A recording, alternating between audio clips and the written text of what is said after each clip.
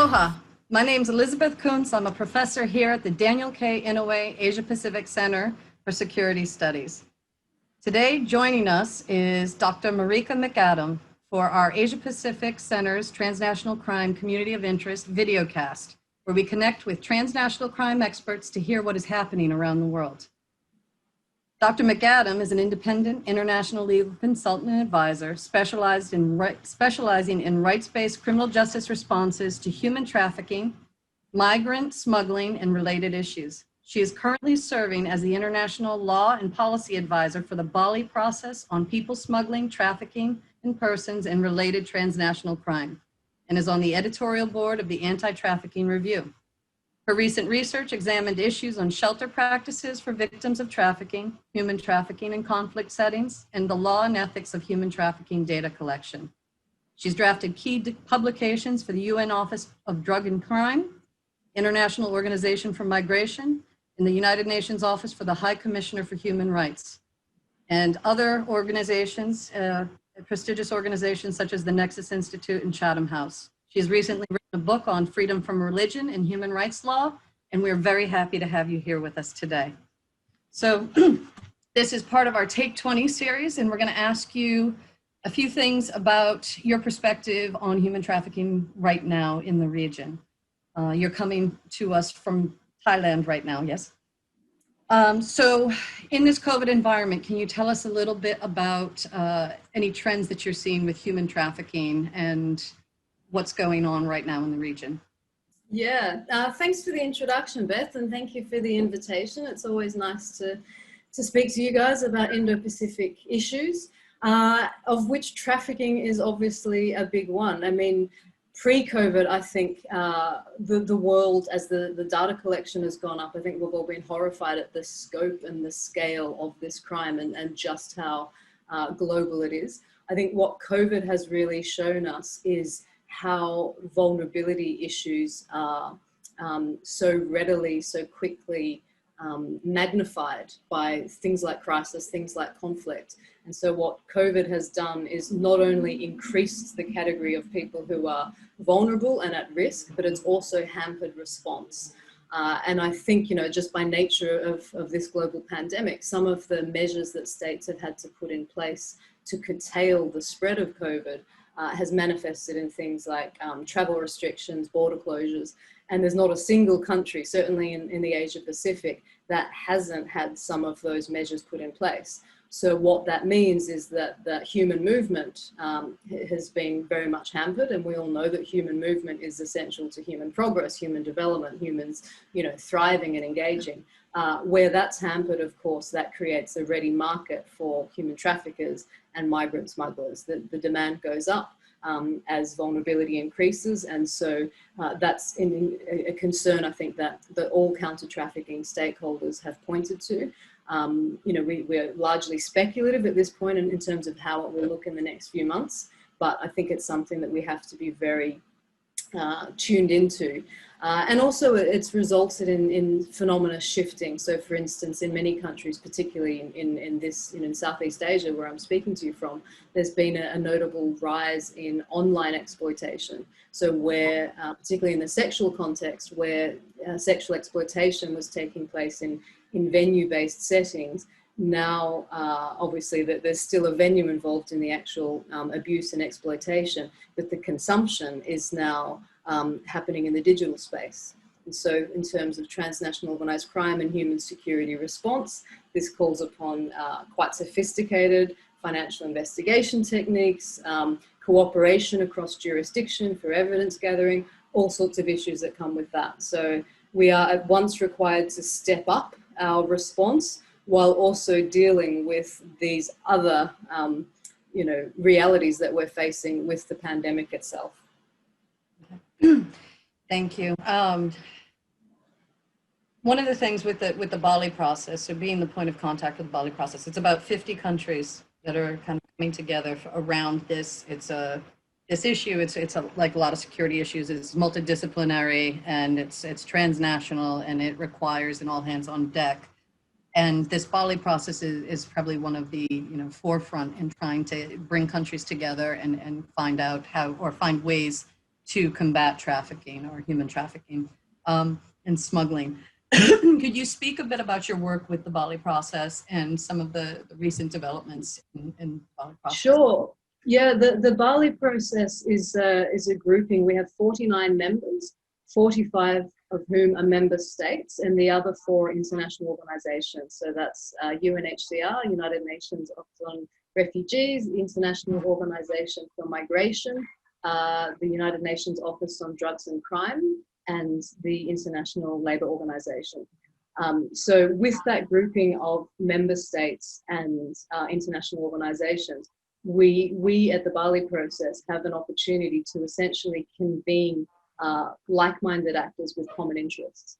So my work with them is I'm the International Law and Policy Advisor for the Regional Support Office of the Bali Process that is situated here in Bangkok. And we offer, again, our opportunity is to really draw on that expertise. And I think one of the key strengths to the Bali Process is that it's a non-binding forum. So it offers the opportunity as a forum to discuss and progress on issues that can be challenging and controversial without the need for there to be, actions out of it that are pressurized or that make people less inclined to engage. It really is there to serve the interests of its members. And I think a key advantage in this opportunity of the Bali Process is the recognition that counter-trafficking and indeed people smuggling are not crimes that can be addressed by any one set of expertise. They are incredibly cross-cutting issues that not only have criminal justice elements to it, but also migration elements to it, labour rights issues to it.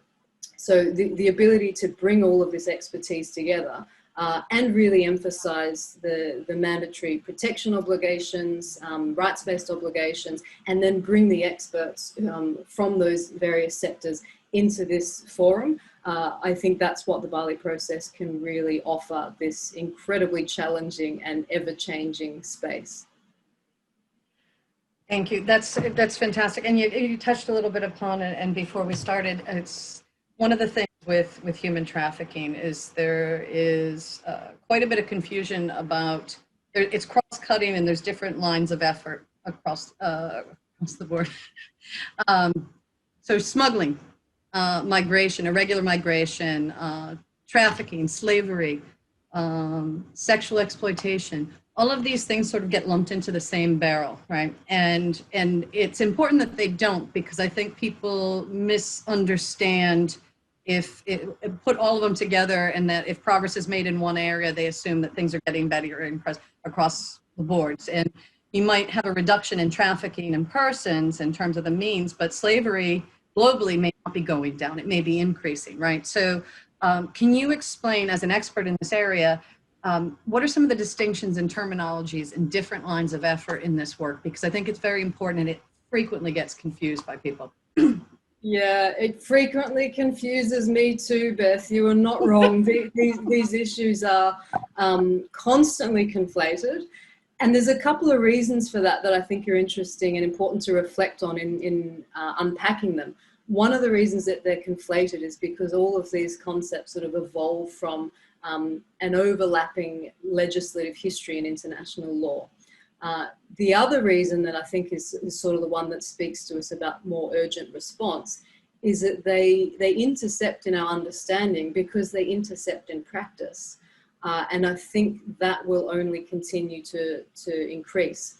So human trafficking is a form of transnational organised crime. It is conceived of in a protocol to the United Nations Transnational Organised Crime Convention, as is smuggling of migrants, which exists in a separate protocol. So they're separate crimes, but they have they can be interrelated, particularly when we're talking about trafficking that occurs in the migration context, which not all of it does, but where it does, there can be intersections. And those intersections can relate to the fact that smugglers may also be trafficking.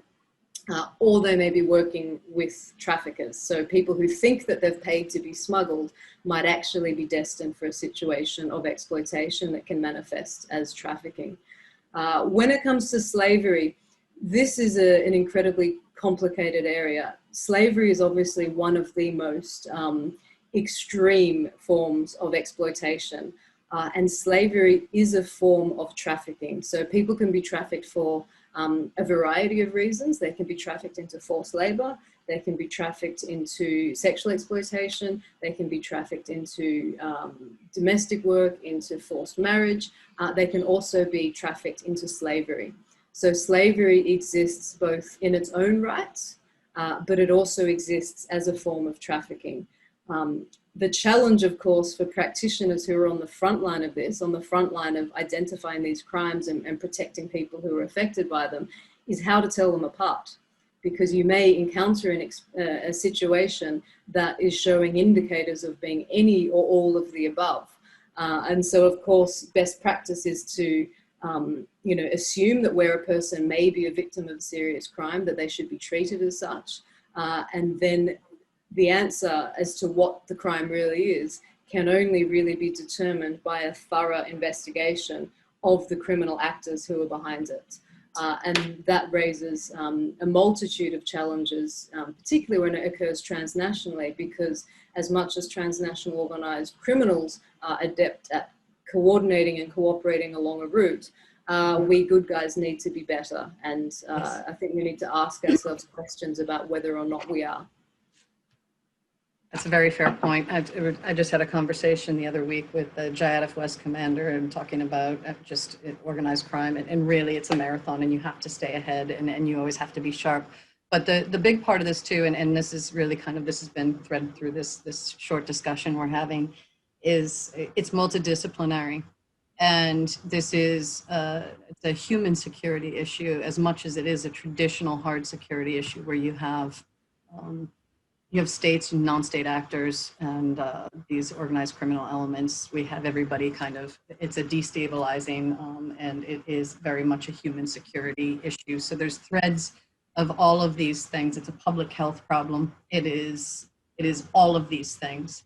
So when we have, in my background and Asia Pacific Center is a DoD funded organization, when you folks that are coming from more of a traditional, even though we bring civilians in, and you've come and worked with us before, and we've got all these civilians coming in, if you are telling people to think outside the box and where they might look if they're trying to set up a task force. You've done these comprehensive needs assessments for various countries. You are the person to talk to. Who should people go to? Some outside the box that they might not think about to partner with and get a deeper context in understanding and actually be more successful in looking to counter this challenge. Who might they want to look to work with?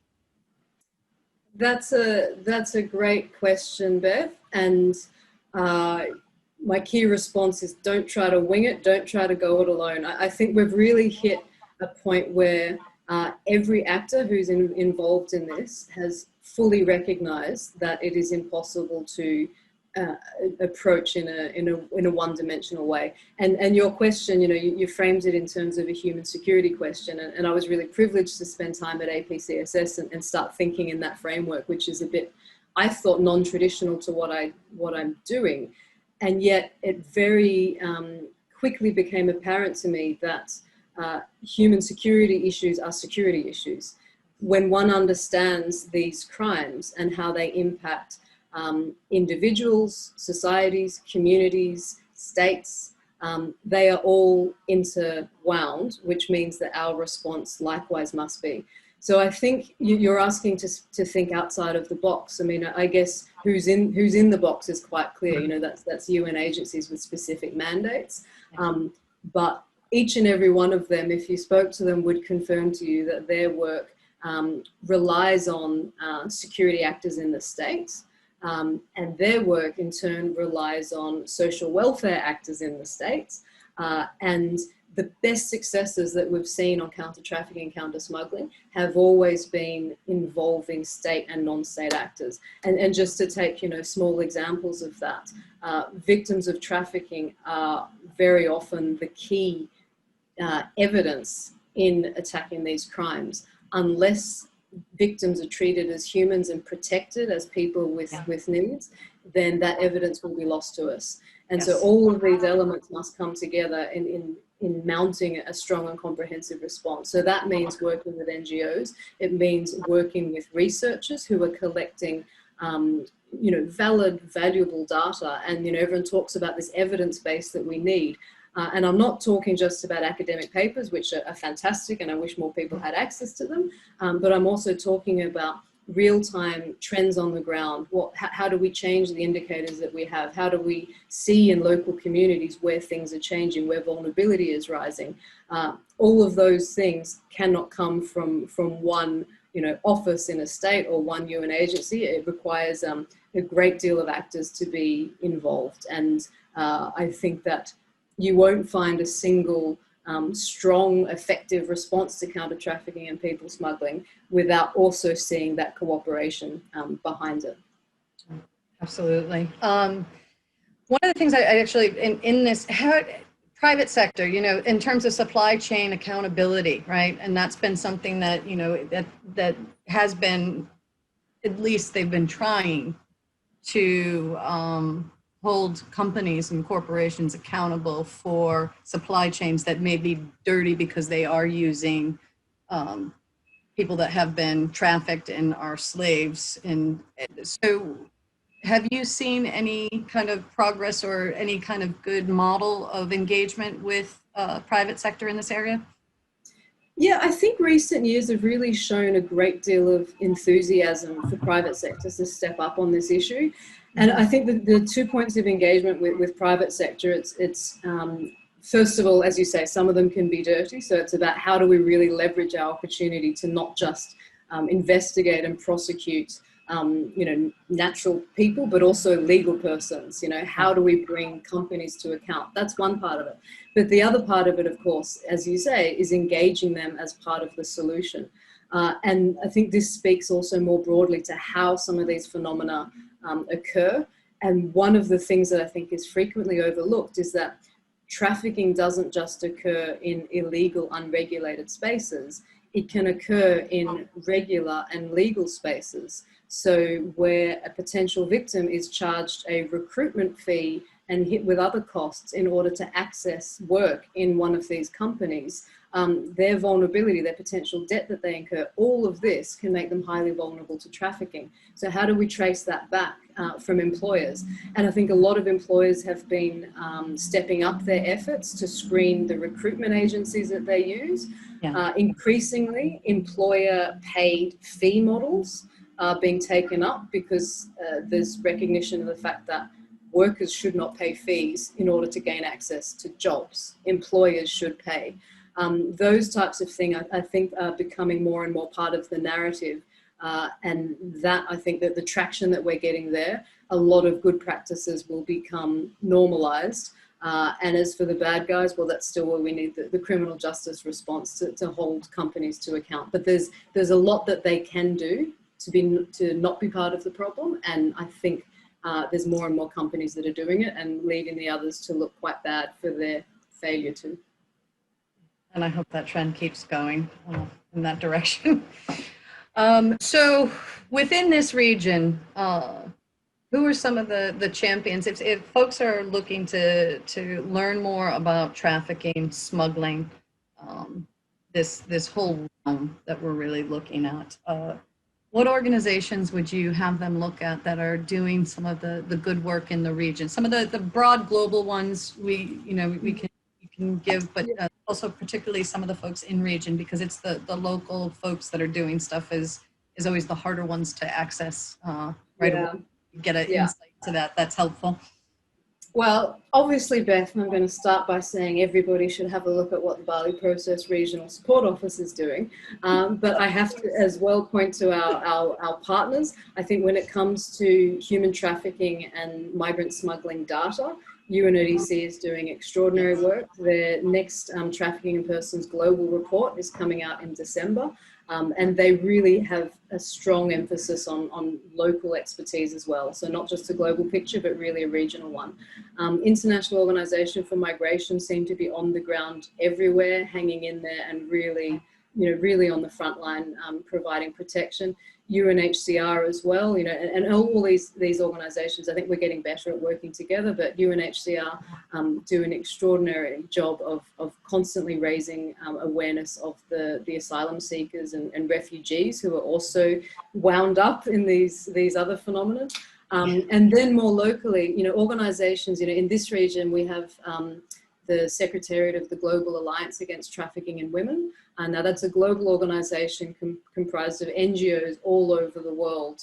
And, a lot of them survivors groups, a lot of workers' rights groups, and they really add valuable insight to the discourse. And then I think in every country, those organizations that are working specifically on migrant rights are the ones to go to, because, as we've been talking through this entire conversation, this is not a monodimensional issue. This is about understanding how organized crime intersects with migration issues, with social justice issues, with labor rights issues. And so I think understanding from the people who have been most affected by our shortcomings and where we need to learn best, I think that's a place to start. And then seeing how all that ties together with the bigger agencies is key as well. Fantastic, thank you. And I just going through your publications, I also would encourage the people that are watching this to look you up, Dr. Marika McAdam, and have a look at some of the publications you've done, because there's some really great work here with the needs assessments and some of the writing that you've done, trafficking and conflict situations. I mean, you yourself are a tremendous one-woman resource on this topic. So I would Google you. So the last question is sort of the part of this is I apparently wear this scarf at every one of these things, but I also ask the same. A good choice, I have to say. I've been admiring it, so make it a tradition. Thank you. I actually got it in Bangkok. So, so yes, the other question that we have is, if you could be a movie character, cartoon character, any cartoon or any TV show, what character would you be and why? That has to be the hardest question of them all. I'm glad you gave me a bit of pre-warning time about this. And in my thinking, I was thinking about Dumbledore, Yoda, Gandalf, because they're wise and they're also badass. I was also thinking about James Bond in light of our recent great loss, because James Bond is a hero who gets to travel around the world to all these beautiful places while also saving the planet. Then I realized we have a real life TV star who embodies all of these, being David Attenborough, who in his 96 years has led this life of extraordinary adventure. I don't think he knew he was documenting the measure of what we were on our way to lose. But I think his contribution and the fun that he's had doing it, but the message that he's sharing with us, I think we are lucky to have him, and I think we ignore him to our own peril. So my vote would be, I'd like to be David Attenborough. Great answer, great answer. Marika, I can't thank you enough, and I really hope that we get to collaborate more, and your work, your body of work is tremendous, and I think we'll be coming to you more and more and hoping to push other folks to work with you more and more. The region is grateful for you, that's for sure, with the work that you've done, and the human rights work that you do, and keeping this world accountable to its people. So thank you so much for taking part in Take 20, and we look forward to talking to you again. Thanks so much for the opportunity, Beth. Great pleasure to be here.